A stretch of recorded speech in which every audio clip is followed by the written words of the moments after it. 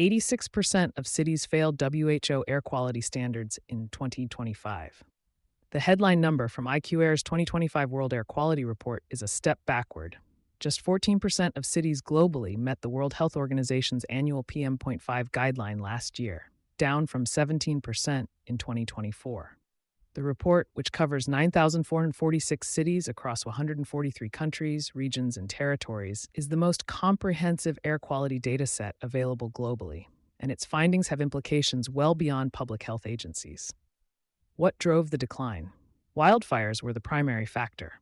Record emissions from wildfires in Europe and Canada contributed roughly 1,380 megatons of carbon from biomass burning globally in 2025.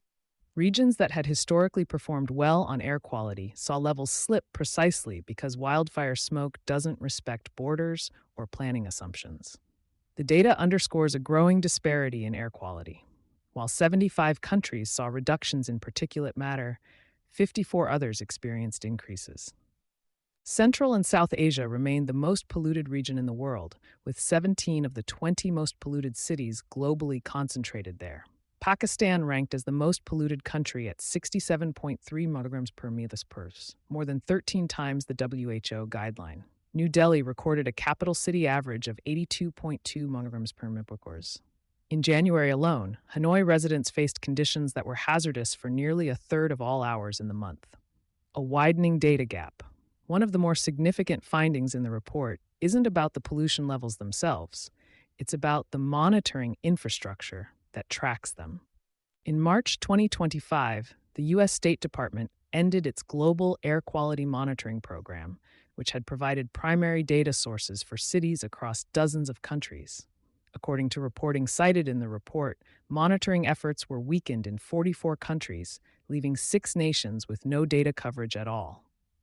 Countries already underrepresented in global datasets, particularly across Africa and West Asia, lost one of their most reliable benchmarks. For sustainability and ESG professionals at companies with global supply chains or international operations, this matters in a practical way. Environmental risk assessments, disclosure frameworks, and investor-facing climate reports increasingly depend on credible, location-specific air quality data. When that data disappears or becomes unreliable in markets where you operate, the gaps don't stay invisible. They surface in disclosure reviews and due diligence processes. What's getting better? The picture isn't entirely negative. Brazil saw a 33% reduction in its annual average PM2.5 concentration. Bogotá won the prestigious Earthshot Prize for clean air improvements after cutting pollution 24% since 2018. Several Southeast Asian countries met WHO Interim Target 1 for the first time. Thailand's parliament unanimously passed a Clean Air Act in 2025. Progress is possible. But as the report's executive summary puts it, air quality is a fragile asset rather than a fixed achievement. The 2025 data is a useful reminder that sustainability teams need to treat air quality monitoring as an ongoing operational concern, not a box checked at the start of a reporting cycle. You've been listening to Sustainability Soundbites by Environment and Energy Leader. For partnership opportunities, please reach out to our team.